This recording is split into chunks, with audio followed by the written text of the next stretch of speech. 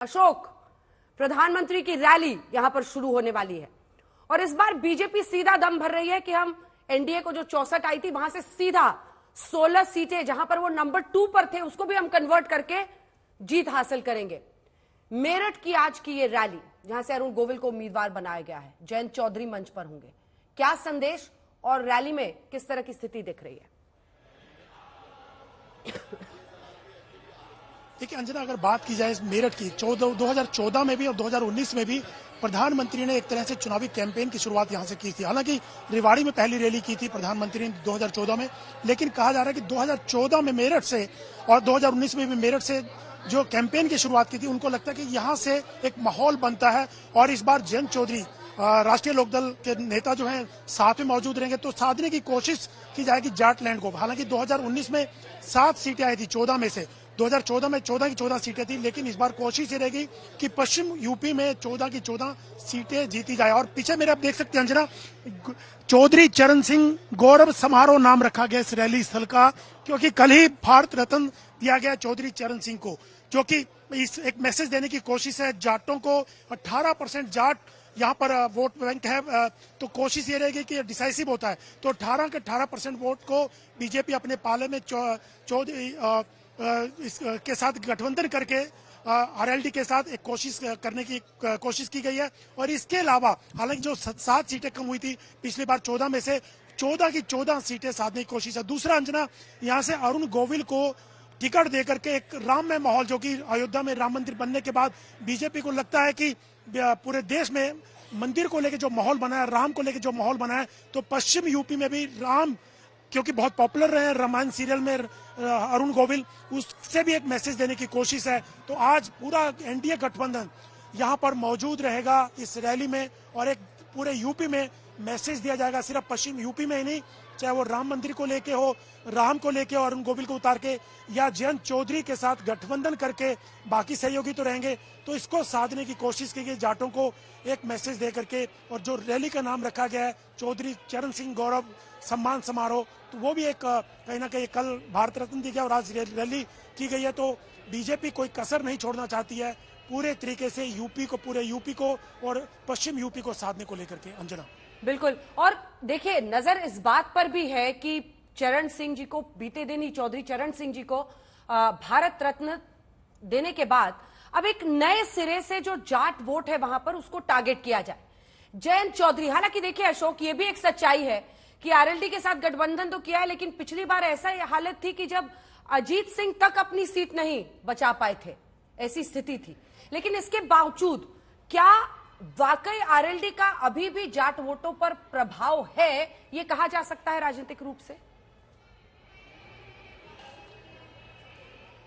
देखिए, कहा तो जाता ही है क्योंकि जाट के नेता रहे हैं चौधरी चरण सिंह, उसके बाद अजीत सिंह और अब जयंत चौधरी, क्योंकि बीजेपी को लगता है कि जितने लोग जोड़ेंगे साथ में वो वैल्यू ऐड करेगा। पिछली बार क्या था, मायावती और समाजवादी पार्टी का गठबंधन था, तो 7 सीटें समाजवादी और बीएसपी के गठबंधन को मिली थी, जबकि 2014 में 14 की 14 सीटें थी। तो बीजेपी को लगता है कि अगर 400 पार एनडीए और 370 पार बीजेपी को लाना है, तो हमको कोई कसर नहीं छोड़नी है, कोई भी लूज पॉइंट नहीं छोड़ना है। इसीलिए जितने भी सहयोगी चाहे बाकी स्टेट्स में हो, सब जगह साधने की कोशिश की जा रही है 400 पार करने के लिए एनडीए को।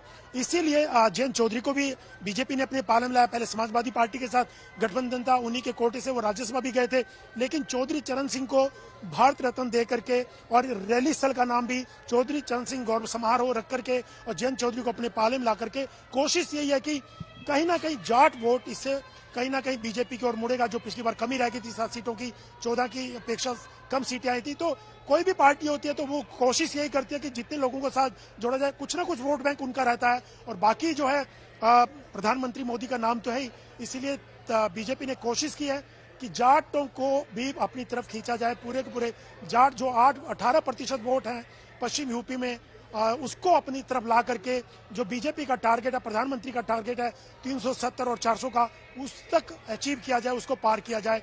तो आज कोशिश यही है कि तमाम सहयोगी दलों को इस मंच पर, और खासतौर से जयंत चौधरी 2009 के बाद इस मंच पर दिखाई देंगे बीजेपी के साथ। 2009 में बीजेपी के साथ उनका गठबंधन था, उसके बाद से वो बीजेपी के साथ नहीं थे। तो कोशिश यही है बीजेपी की कि जाटों को भी अपनी तरफ लाया जाए और एक जो टारगेट है यूपी में 64 से पार किया जाए 70 प्लस। हालांकि 80 की 80 सीटों को बीजेपी दावा कर रही है, लेकिन कहीं ना कहीं 7 सीटें जो पिछली बार कम रहेगी थी 2019 में, वो भी अपने पारे में लाया जाए और उससे ज्यादा गेन किया जाए। अंजना बिल्कुल, आप बने रहिए। जल्दी से सुरेंद्र राजपूत जी एक कमेंट आपसे लेते हैं, उसके बाद से कंचना जी आपके पास भी आएंगे और आशुतोष आपके पास आएंगे। सुरेंद्र जी, प्रेम शुक्ला जी कह रहे थे कि आज भ्रष्टाचार और परिवारवाद की नई परिभाषा लिखी जाएगी जब विपक्ष के ये नेता एक साथ मंच पर उतरेंगे। और रही रामलीला मैदान में, आज तो बहुत खुश आप लग रहे हैं, लेकिन अन्ना आंदोलन में इसी रामलीला मैदान से यूपीए की सरकार को उखाड़ फेंकने का दम भरा था अन्ना हजारे के साथ अरविंद केजरीवाल जी ने, इसी रामलीला मैदान से। अब आज फिर दम भरेंगे। उस समय की वर्तमान सरकार को उखाड़ फेंकने का दम भरा था और उखाड़ फेंक दिया था आपके सामने अंजना जी। और आज उसी रामलीला मैदान से क्या नाम भ्रष्टाचारी सरकार को, इलेक्टोरल बॉन्ड के सबसे बड़े भ्रष्ट लोगों को, सबसे बड़े परिवारवादी लोगों को, अब आज जयंत चौधरी के साथ मंच शेयर कर रहे हैं और हमको परिवारवादी कह रहे हैं। प्रेम भाई, बड़ा गजब मामला है, करेक्टर इनका ढीला है कि हमारा है, ये जरा आप तय कर लीजिए। हम तो कहते हैं हम लोग परिवारवादी, ये लोग कहते हैं कि हम नहीं है, लेकिन 37 की 37 जो परिवारवादी दल है वो सब इनको पास रखे। जयंत चौधरी को मंच पे बैठा करके कहते हैं परिवारवादी दलों के खिलाफ, भ्रष्टाचारी, इलेक्टोरल बॉन्ड के भ्रष्टाचारी, ऐसे ऐसे लोगों से जिन्होंने कोरोना में सब स्टैंडर्ड दवाइयां बेची, उनसे इलेक्टोरल बॉन्ड, शरद रेड्डी से इलेक्टोरल बॉन्ड लेने वाले, चंदा दो धंधा दो वाले लोग जो हैं, जब अशोक चौहान साहब को और नवीन जिंदल को, जिनको राष्ट्रीय कोयला चोर ये लोग कहते थे, अब राष्ट्रीय संत बना करके कुरुक्षेत्र में ला रहे हैं। और दूसरा जो अंजना जी, हम तो लड़ रहे हैं इनके खिलाफ, हम तो कमजोर हैं, इकट्ठे मिलकर के लड़ रहे हैं, लेकिन ये लोग तो मजबूत हैं, उसके बाद काहे को जयंत जी की शरण में जा रहे हैं। एक बात। दूसरी बात, आपको एक बड़ा अच्छा सा किस्सा बता देता हूं, यहां का मेरठ का, परसों ही हुआ है बागपत में। राष्ट्रीय लोकदल और भारतीय जनता पार्टी के नेताओं में तो गठबंधन हुआ बड़ों में, 2 में, लेकिन कार्यकर्ताओं में लठबंधन हो गया। लठ चल रहे हैं आपस में, बागपत में, छपरौली में भी, बागपत में भी, मेरठ में भी, मलियाना में भी, हर जगह पे इनके लठ चल रहे हैं आपस में, लठबंधन है इन लोगों का। तो आज की डेट में उत्तर प्रदेश मांग रहा है रोजगार। किसान पूछेगा नरेंद्र मोदी जी से कि मोदी जी, आप वादा करके गए थे कि छुट्टा पशुओं की समस्या का हल करेंगे, मोदी जी आप वादा करके गए थे कि किसान की आय दुगनी कर देंगे, कर्ज और खर्च क्यों 4 गुना कर दिया? मोदी जी, मेरे बच्चे जो हैं 1 करोड़ जो हैं सड़क पे टहल रहे हैं, पेपर लीक हो गया है, मोदी जी आप 2 करोड़ रोजगार देने की बात कर रहे थे। मोदी जी कर्ज बढ़ गया, आप तो 15 लाख रुपए देने की बात कर रहे थे। और 2 एक बार नहीं, 4 बार, 14 में, 17 में, 19 में, 22 में एक ही तरीके के वादे किए थे। कभी इन लोगों ने उन वादों को पूरा नहीं किया। तो आज की रैली इनकी माफी मांगो रैली है मेरठ में, और हमारी रैली बिल्कुल अन्ना आंदोलन की तरीके से है, वर्तमान सरकार को उखाड़ फेंकने की रैली है, और वो हम उखाड़ करके सुरेंद्र जी, कहीं ऐसा तो नहीं किया उनके भ्रष्टाचार के खिलाफ रैली को आप सही ठहरा रहे जो उन्होंने आप लोगों के खिलाफ किया था? दिलचस्प है। लेकिन ये खबर एक वक्त आ रही है, 1 सेकंड सर आपको रोकना पड़ रहा है, यूपी में एक और मोर्चा बन गया है। पल्लवी पटेल की पार्टी ने ओवैसी की पार्टी से गठबंधन कर लिया है। अब ओवैसी और पल्लवी पटेल एक साथ चुनाव लड़ेंगे। ये राजनीतिक खबर यूपी से आती हुई, कुछ दिन पहले पल्लवी पटेल ने हैदराबाद में ओवैसी से मुलाकात की थी और आज ओवैसी लखनऊ आ रहे हैं। गठबंधन पर लगभग बात बन गई है। ये देखना दिलचस्प होगा पल्लवी पटेल के साथ ओवैसी गठबंधन करके कितने दूर आगे निकल पाते हैं। तो दूसरी तरफ ये इस गठबंधन के लिए आपको बता दें, क्या ये विपक्षी गठबंधन जो पहले से वहां पर है उसके लिए एक झटका है?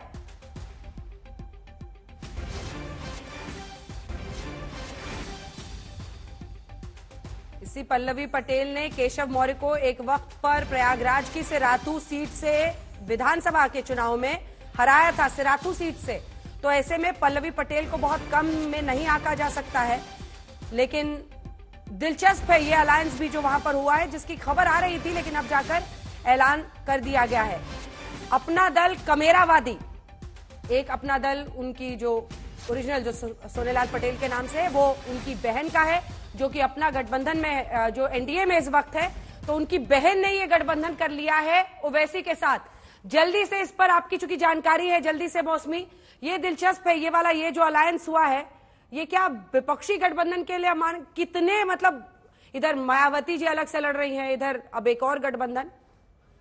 मौसमी, आपके साथ कुछ लोग हैं, बात कीजिए।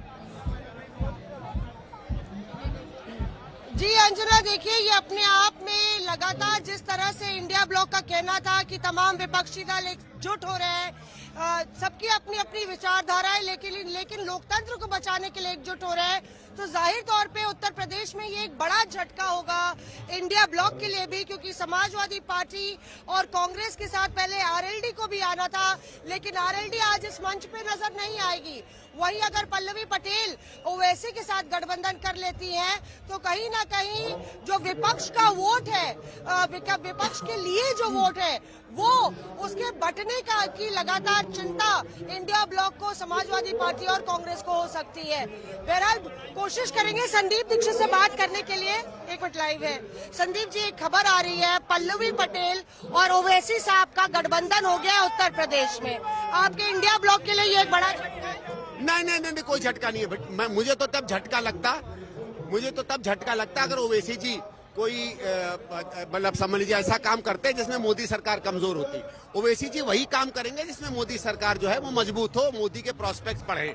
तो ये इस बात को स्थापित करता है कि ओवैसी जी के बारे में जिस तरीके से हमने उनका चरित्र वर्णन किया और उनकी राजनीतिक क्या रणनीति है वो है, उसी के साथ वो चल रहे हैं। देखिए ओवैसी जी को मैं एक बात की दाद दूंगा कि वो उनके जो प्रिंसिपल्स हैं कि बीजेपी को जिताना है और उसके साथ साथ अपने आप को मजबूत रखना है, उसमें वो अडिग रहते हैं और उसमें किसी को धोखा देना पड़े, किसी भी तरीके से चुनाव लड़ना पड़े, वो लड़ते रहते हैं। पर पल्लवी पटेल तो आपकी समाजवादी पार्टी आपके सहयोगी के साथ थी, तो क्या ये आप लोग की भी जिम्मेदारी नहीं थी कि उनको साथ रखते? देखिए मैम, ये उत्तर प्रदेश के लोग बेहतर जानेंगे। इंडिया ब्लॉक की बैठकों में भी शामिल हुई थी। ठीक है, वो ठीक है, हो सकता है उनको कुछ और वहाँ हो, उनको कुछ सीटें नहीं मिली हो और कभी होता है मैम। मौसमी, इंडिया गठबंधन में ठीक है, इस सवाल का जवाब तो सुन ही लीजिए, लेकिन एक सवाल जरूर पूछिएगा, क्या संदीप दीक्षित के लिए 2011 और जो अन्ना का आंदोलन, अरविंद केजरीवाल का आंदोलन उनकी मां के खिलाफ, कांग्रेस पार्टी के खिलाफ हुआ था, उसको भूलना उनके लिए आसान रहा है? उनके लिए सहानुभूति है। आज रामलीला मैदान है। एक सवाल जी, अंजना एक सवाल पूछ रही है संदीप जी आपसे। 2011 का एक आंदोलन था, यही से नारे लगे थे आपकी सरकार, शीला दीक्षित की सरकार के खिलाफ।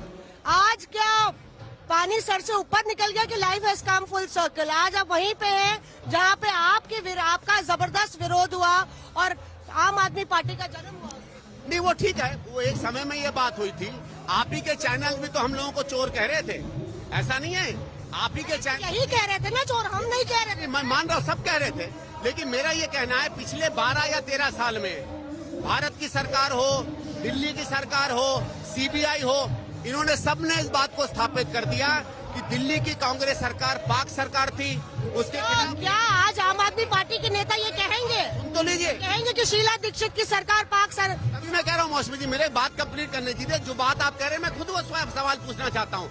मुझे इस बात का संतोष है कि 12 साल की अवधि में अपने आप इस दिल्ली में यहाँ की सरकारों ने इस बात को सिद्ध कर दिया कि तो 11-12 में कहा गया उसमें कुछ दम नहीं था। आज हम लोग बड़ी राजनीतिक युद्ध के लिए, बड़ी लड़ाई के लिए एक साथ आए हैं, उन मुद्दों में साथ आए हैं जहाँ मुझे संतोष है कि तमाम पार्टियां, जिनमें आम आदमी पार्टी भी एक है, उसको लगता है कि कांग्रेस के साथ आना आवश्यक है। जहाँ तक शीला जी की बात है, उनके प्रति उनका क्या व्यवहार है, मुझे लगता है ये सवाल आप उनसे पूछें। ठगों का मेला करार दे रही है बीजेपी इसको, ठगों का मेला। नहीं देखिए, ये तब तक ठगें जब तक हम वहाँ ना चले जाएं। मैं आपको गारंटी देता हूँ, अगर आज इंडिया गठबंधन के नेता यहाँ से तय कर लें कि हम बीजेपी ज्वाइन करेंगे, तो शाम को देखिएगा हमारे तारीफ में कितने कसीदे पड़े जाएंगे। तो भारतीय जनता पार्टी को, जो जनता पार्टी में नहीं है वो ठग है। एक दिन अशोक चौहान जी ठग थे, अगले दिन बीजेपी में चले गए, ठग नहीं बचे। तो भारतीय जनता पार्टी किसको ठग कहती है, नहीं कहती है, वो पार्टी की सदस्यता से तय होता है। अच्छा संदीप जी, देखिए हमने आपको टोका नहीं, एक अंजना इनसे सवाल पूछ लेते हैं। ये रैली केजरीवाल को बचाने के लिए, केजरीवाल के समर्थन में कि लोकतंत्र को बचाने के लिए? क्योंकि आपके नेता कह रहे हैं ये रैली केजरीवाल के खिलाफ जो अत्याचार हो रहा है उसके लिए।